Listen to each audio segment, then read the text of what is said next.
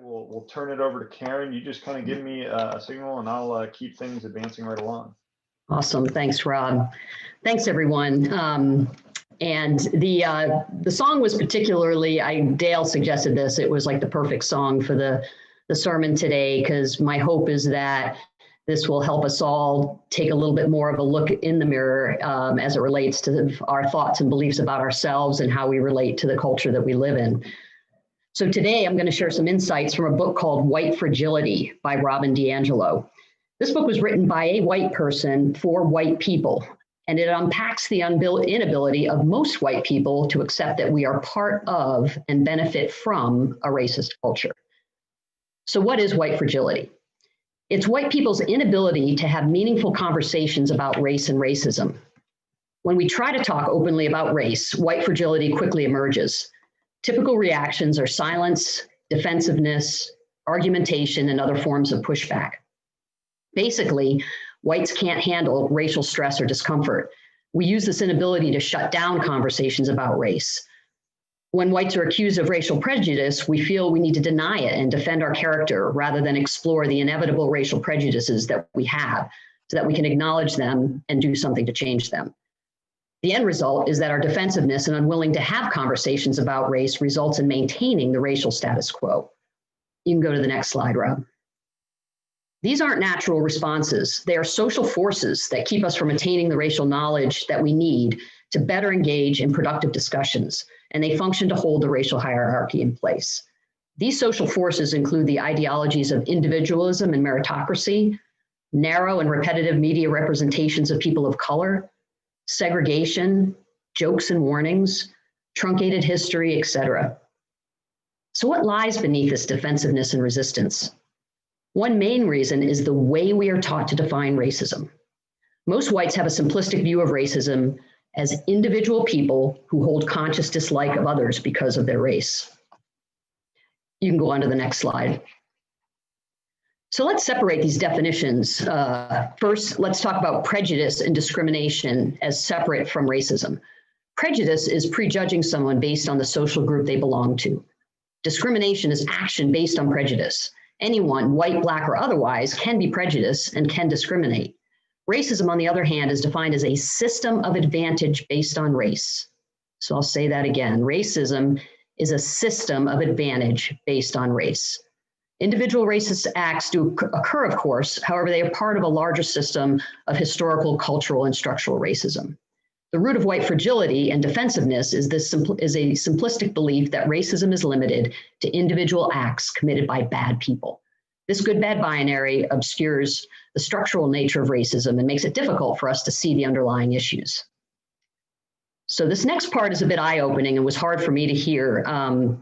DiAngelo says that white progressives, which I would identify as probably most of us on this call, can cause the most damage to people of color, in large part due to our definition of racism in individual terms and not as a systemic issue.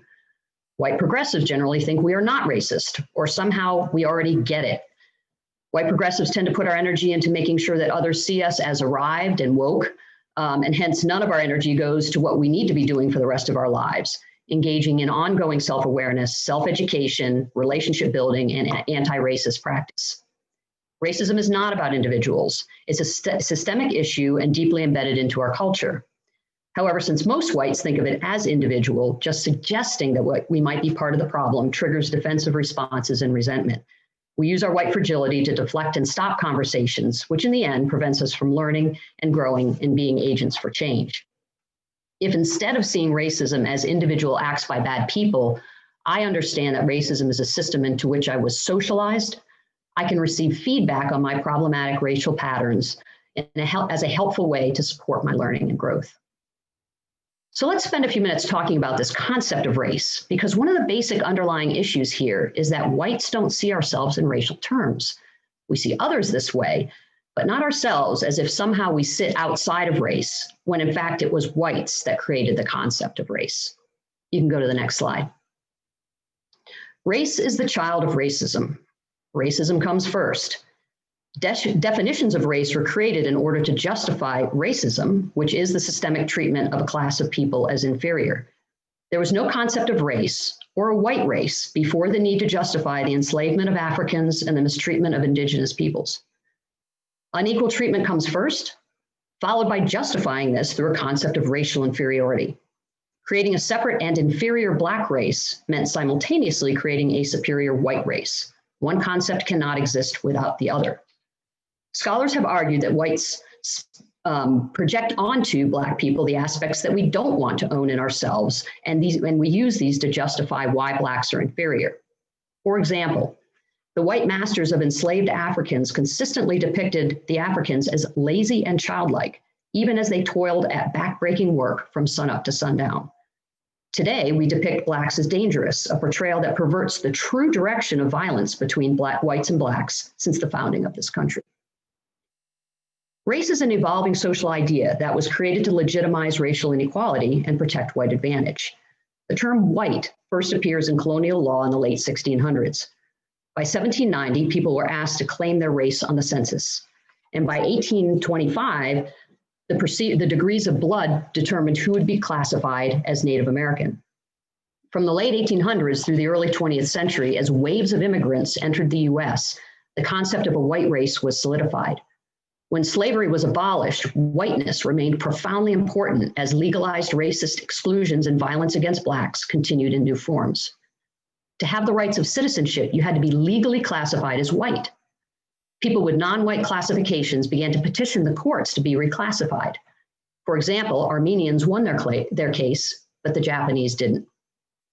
Interrupting the forces of racism is an ongoing, lifelong effort because the forces that condition us into this racist framework are always at play. Our simplistic definition of racism as intentional acts of racial discrimination committed by immoral individuals makes us confident that we are not part of the problem and that our learning is complete. We think that being taught to, quote, treat everyone the same or not seeing color solves the problem and ends the discussion. In order to understand why these beliefs are not sufficient, we need to understand the process of socialization. Whites think if we didn't grow up around Blacks, then we aren't racist. However, since racism is deeply embedded in our culture, we are raised with views about race, even if we didn't grow up around people of color. You can go to the next slide. A key part of our socialization derives from seeing ourselves as both objective and unique. To understand white fragility, we need to understand that we are not objective or unique. Like everyone, we have a lens that we see this world through, and that lens is created through our particular culture. This lens isn't universal or objective. Western culture has a strong focus on individualism and objectivity. Individualism holds that we are unique and stand apart from others, even those within our social groups. Objectivity tells us that it is possible to be free of all bias. These ideologies make it very difficult for white people to explore the collective aspects of the white experience. You can go to the next slide.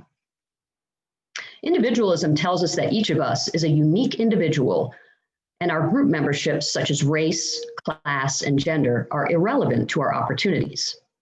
So there are no barriers to our success. And if we fail, it is not due to the social structures, but a result of our character.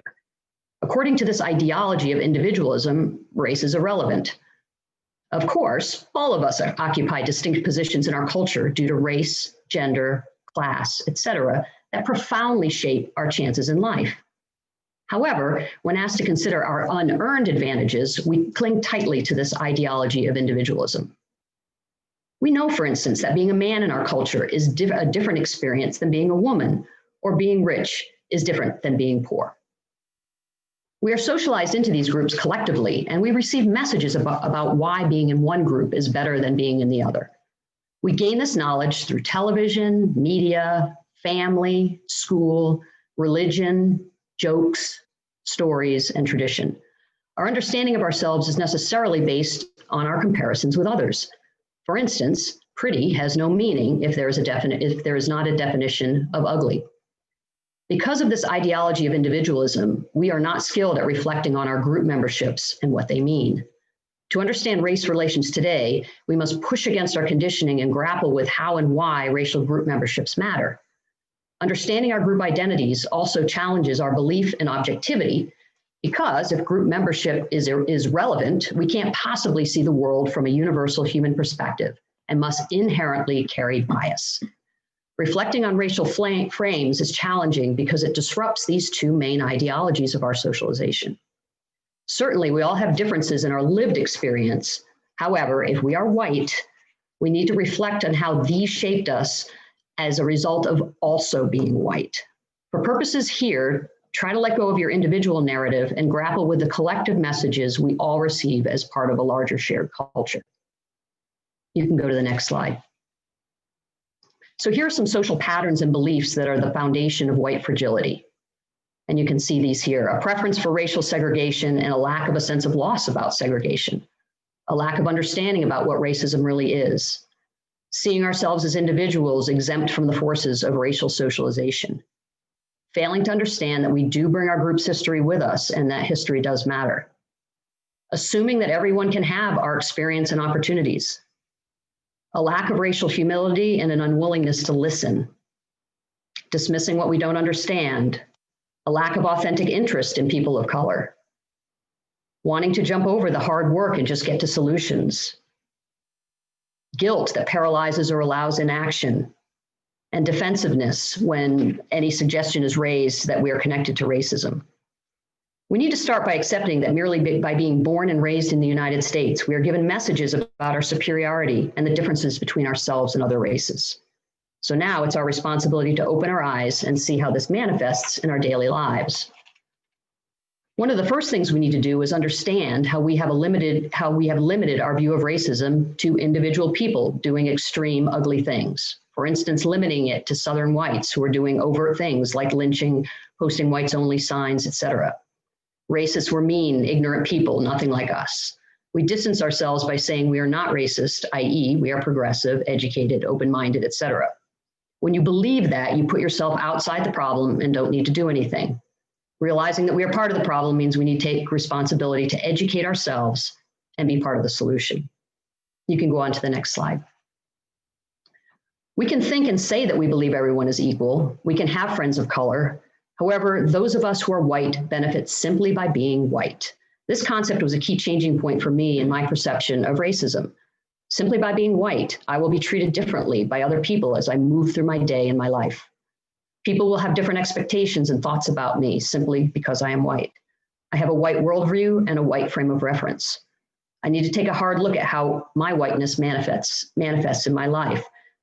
So think about how you belong in this culture based on the way you were raised and the things you experienced. And you can see some of these on the screen here. What are we seeing in the media? What was the racial makeup of your neighborhood? What was the race of your teachers? I'm trying to think, I'm not sure. I don't think I ever had a Black teacher, even all the way through college. What is the race of your coworkers? Do you ever have anxiety about how you're going to be treated by doctors, teachers, store clerks, police? For those of you with children, did you move when they are school age so they could attend good schools? And what did that mean? And what does that mean? One argument white people will use to say that they are innocent of racist beliefs is that they grew up in segregation, so we're sheltered from concepts of and issues about race. However, we turn to people of color who usually themselves live in a segregated community due to laws that have prevented them from moving into white neighborhoods and ask them to teach us about racism. So why are we innocent of race and they are not? Because we see people of color as not racially innocent, we lean on them to speak about issues of race. This concept that racism is not a white problem, that we are somehow innocent of this, enables us to sit back and put it all on people of color. We make them vulnerable and at risk of retaliation for their views. If we think about racism before and after the civil rights movement, before, it could be very blatant and open. After, it didn't go away, it just becomes more coded. Today, most whites claim not to be racist, but racism is all around us. Here's one prime example. After the white nationalist march in Virginia and the murder of a counter-protester, the president of the United States, Donald Trump, said there are very fine people on both sides, and then later said he was the least racist person one could ever meet. How has racism adapted over time to still have this racial disparity but exempts whites from any involvement about racism? There's a term called aversive racism. And you can, go ahead and go on to the next slide, Rob. And this term is how whites still enact racism while maintaining a positive self-image. And you can see some examples here, rationalizing that segregation is unfortunate but necessary to access good schools. Rationalizing that workplaces are mostly white because people of color don't apply. Using racially coded words such as urban, underprivileged, diverse, sketchy, good. Attributing inequality between whites and people of color to causes other than racism. You can go to the next slide. So let's talk more about, and this I think gets into an area that we've all experienced. I know I've said these things myself, about statements that white people make to exempt themselves from racism, i.e. I am colorblind, I don't see color. This assumes that we are all the same and have the same lived experience and the same opportunities. And people will justify that they're not racist by using this statement. And colorblindness makes these kind of claims, like I was taught to treat everybody the same, I don't see color, my parents weren't racist, things like this. And this all sounds good. There's nothing necessarily wrong with it, but it focuses on racism as individual and not systemic. And so these things definitely resonate with me and things I think I've said in my life for sure. And then there's go to the next slide, Rob. There's another group of people that will focus on, let's call it celebrating culture. So an appreciation of diversity to indicate why they are not racist. And things like I work in a diverse environment, I married a person of color, I was in the Peace Corps, I marched in the 60s, things like that. And all of these arguments function, they're all focused on us as individuals, and they function to exempt us from any responsibility in being part of the problem or the solution to the systemic racism that benefits me simply by being white. So, here are a few counter arguments to these ideas of colorblindness and diversity, and things for us all to think about. We are not objective as humans. It's impossible to treat everybody the same. We all judge. We all have unconscious bias. We can't argue that we were raised by parents who weren't racist because we are all a product of our white supremacist culture and we all benefit from it. A key step for whites is to accept that racism is a systemic issue, which is complex and nuanced. We must suspend our perception of being outside of race. Another term I'd like to introduce is anti-Blackness. Anti-Blackness is a term used to specifically describe the unique discrimination, violence, and harms imposed on and impacting Black people specifically. And here's a few ways that it shows up. Consider white resentment about the perceived injustices of affirmative action programs. There is strong empirical evidence that people of color have been discriminated against in hiring since the end of enslavement until today. Affirmative action was put in place to help ameliorate this systemic discrimination. There's a lot of misinformation about affirmative action. It is not about quotas or hiring Blacks over whites. It just means qualified minority applicants get the same opportunities. Second, data shows that the highest level of segregation in the United States is between Blacks and whites, and the lowest is between Asians and whites. I wonder why, so that again points at this sort of anti-Blackness that keeps that where whites will not live near Blacks, but will live near other people of color. Third, anti-Black sentiment shows up in how quickly images of brutality towards Black children are justified by the white assumption that they must have somehow been deserved. And we are taught that Blacks are dangerous, even as children. And fourth, we criticize Blacks generally more harshly than whites about similar situations. So white people raised in Western society are conditioned into a white supremacy worldview because it's what our country was built on. How do we build up our tolerance and get past our fragility? One way is to let go of the messenger and focus on the message. Get past the method of delivery and don't require that the message be kind or nice. How do we identify our racist patterns? We first need to change our thought patterns from if we are part of a racist culture to how we are part of a racist culture. We need to move beyond the good-bad binary, which focuses on individual acts and not the systemic issue. Stopping our racist patterns is more important than working to convince others that we don't have them. The task for accounting for our patterns is challenging given the power of white fragility and white solidarity, but it is necessary. And humility is a key aspect of this. As we move away from defensive white fragility behaviors, When someone points out our racist behaviors, we might instead feel gratitude, humility, compassion, discomfort, motivation, interest, or maybe guilt. As we feel these things, we might engage in the following behaviors: reflection, seeking more to understand, asking questions, engaging, grappling, believing what we're being told instead of denying it, listening, apologizing, and processing. So what responses might we make to other people when we're called out for engaging in these behaviors? And these responses suggest openness and humility. I appreciate this feedback. This is very helpful. It's my responsibility to resist defensiveness and complacency. This is hard, but also stimulating and important. It is inevitable that I have this pattern and I want to change it. I have some work to do. You can move to the next slide, Rob. And this is a pretty big list, but here are some basic insights that we should be evolving to as we educate ourselves, listen to others, believe what others are telling us, and really start digging into this work.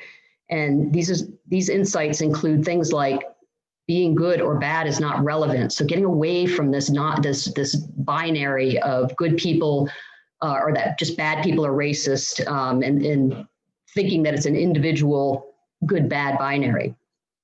Understanding that racism is a multi-layered system embedded in our culture. It's going to take a while to understand how that impacts each of us. And that we're all socialized into this system and it can't be avoided. Simply by being born and growing up here, we are socialized into a racist culture. And that we all have blind spots. Unconscious bias is real, we all have it. And giving also that for people of color, giving us as whites feedback on our racism, is risky for them. And if they're doing that, we should consider that a sign of trust.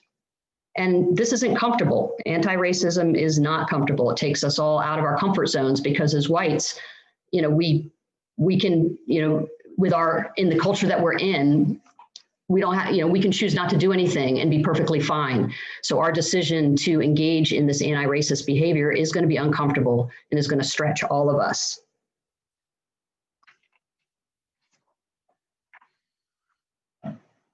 Also understanding that nothing exempts us from the forms of racism and that racism hurts people of color 24/7, and interrupting it is more important than my feelings, my ego, or self-image.